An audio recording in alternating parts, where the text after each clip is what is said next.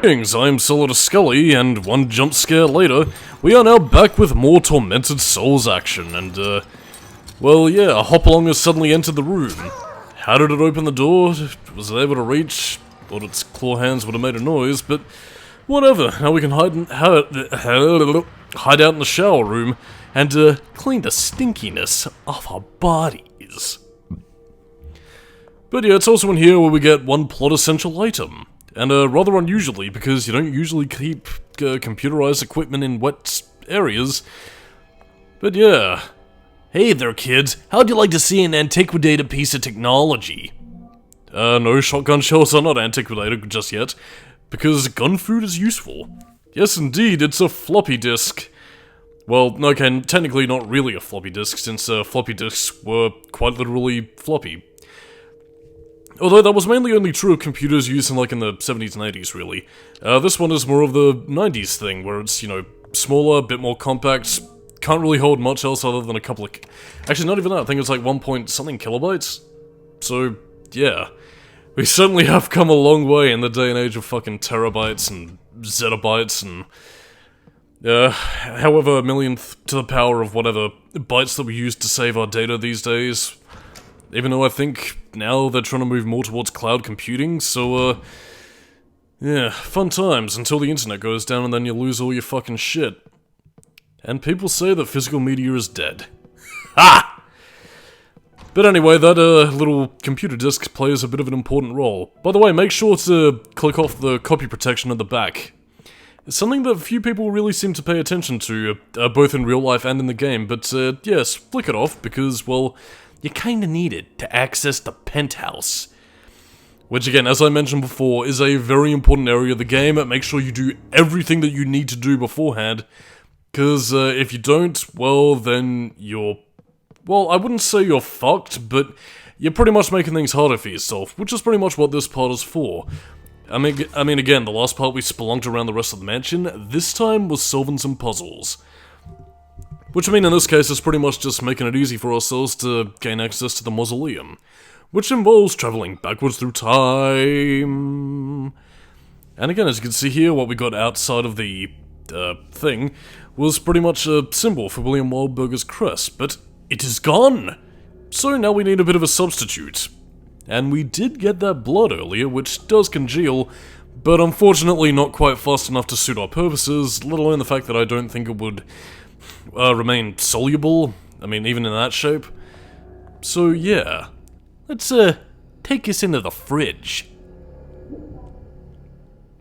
And, no, you can't warn Father Christianman about what is to come or tell him to go away, because it's pretty much just filler dialogue. Or at least so I think. I never actually talked to him at this point, so, it might be worth yet another playthrough just to see if there are any changes. I'm gonna say no, since, well, given the lack of dialogue beforehand and how they... reuse voice clips or didn't have any at all. Yeah, I'm willing to bet that the voice acting budget was probably cut very finely, so yeah, probably nothing, but still, might be worth something for detail's sake. But anyway, much like with the car battery, just come back a couple days later and bada bing, we do the thing and we should have our crest. I mean, I suppose the real, Wildberger symbol crest is probably with William himself, but, yeah. Interesting use of puzzle design, though.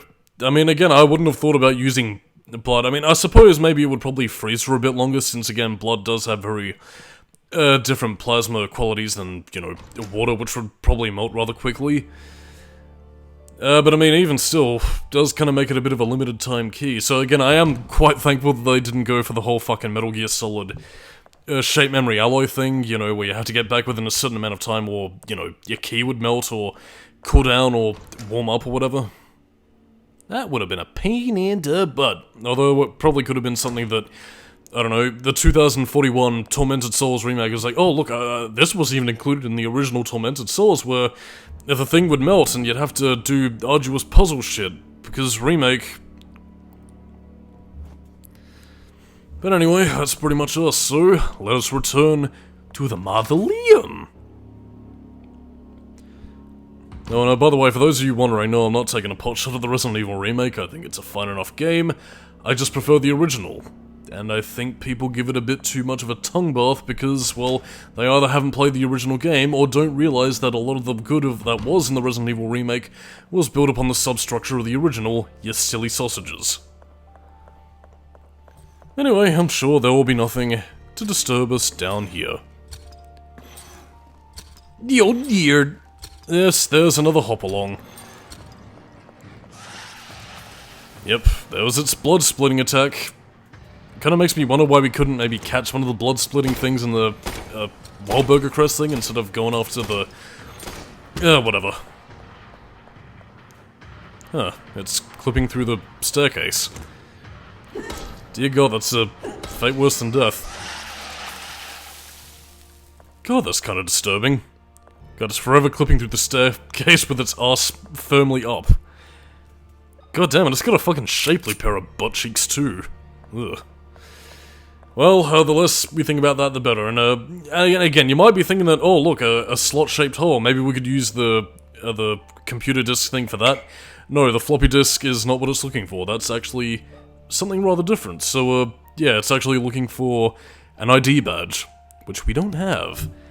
And this is that pain in the ass dial puzzle that's only really annoying by a factor of the maneuverability of this thing.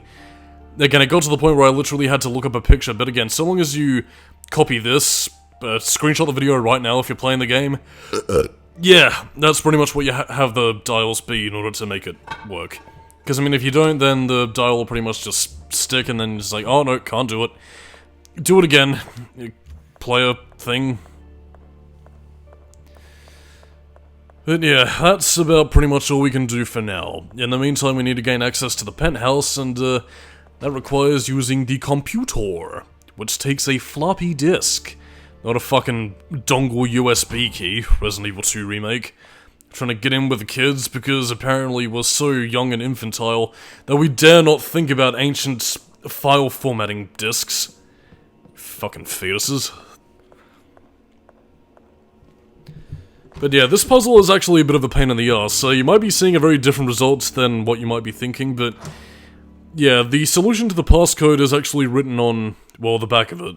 The solution to the passcode is Martha, but, and again, something I was kind of experimenting with for this playthrough, I thought maybe you might be able to make the passcode whatever you want, so that's why, again, I'm pretty much using my username of Skully as a means of, you know, changing the password, because, I mean, again, it does say overwrite the password, so shouldn't it be whatever you want? But, no. So, again, even though it's technically correct, no, it won't work, so you pretty much need to use the passcode of Martha, which was a maid that was pretty much assisting Maria through her pregnancy of Anna and Emma Wahlburger.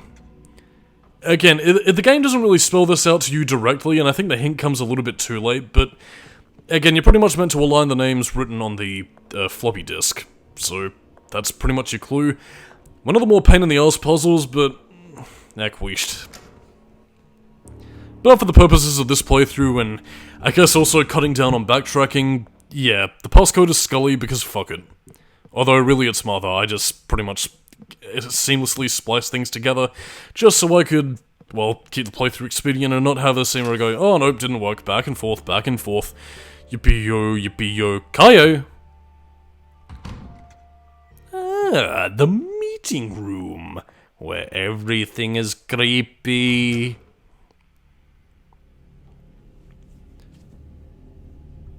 Loading, we are still loading, or not loading.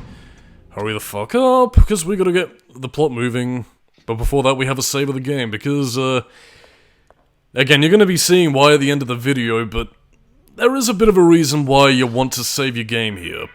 I mean, we've done pretty much everything that we need to do, and, you know, pretty much gone as far as we possibly can in terms of preparations, but, yeah, consider this something of a point of no return. Or at least in terms of having the mansion pretty much all to yourself, save for a lot of the threats that you can pretty much deal with permanently. Everything else is, well, a bit more dangerous than that. So anyway, let's have a save of the game, I'll have a drink of the Pepsi, and dudes and dudettes, you can enjoy Caroline's ruminations of what she would have been saying right at the end of, well, the intensive care unit after she took care of Father Christianman. So, enjoy. Something tore off one of the priest's arms. Thankfully, the doctor, William, surgically replaced it with a new one. I didn't even realize a procedure like that was possible. I also discovered that William is the father of the twins in the photo. I should go to his office to see if he can give me some useful information. So that's our mission. Let's go off and hunt for William Wildburger to find the answers. I mean, assuming he's still alive, I mean, the guy might be a doctor, but I mean, even still, there are monsters running around, probably a little bit more than what an able-bodied man like him would be able to take on. Well, I mean, then again, if a dainty little lass like Caroline can take care of herself, then I'm sure William can too. Maybe I'm just worrying over nothings. But, I'm feeling a bit of trepidation going down these halls. Even the nights were shaking a little bit. But yeah, this is pretty much Maria Wildburger's bedroom. We're pretty much going to be getting a few more lore stuff and, you know, a couple of puzzle items that we need. Also taking care of a hop-along that just decided, like, hey, you're here! Now let me kill you. And now 40 whacks with a wet noodle. Come on. Wait, was that done yet? Alright. There we go, that's a ticker. A very beautiful piano piece, although, I've kind of had, like, a bit of a bizarre run-through with this room, because I've either had instances where the music would kind of overloop and play over itself, or, like, music where it cuts out entirely, halfway through the track, so again, I think somebody might have had a bit of a programming error here. But anyway, this pretty much leads directly into the penthouse, which is the door over there. And, yeah, that's the point of no return. But in the meantime, basically, the puzzle hints that came too fucking late. But yeah, I mean, it pretty much talks about, again, the Wildburger family being well-to-do, having a maid, and, well, yeah, apparently Maria and Martha got along like a house on fire. Never really understood that turn of phrase, to be perfectly honest. It sounds like people getting along badly, but no, apparently getting along like a house on fire is meant to be a good thing.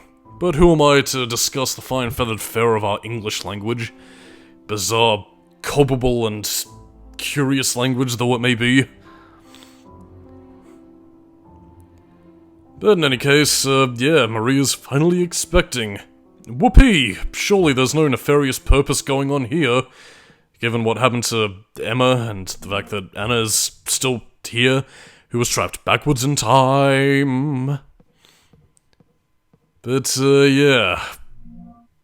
May we boldly go where we don't want to go, but have never been before, and have to go because, fuck it, what else are we gonna do? So okay then, weapons at the ready, and I'm Solidus-Skully, keeping new metal, and next time on the Tormented Souls commentary, well, Caroline, be prepared for hell. Catch you next time.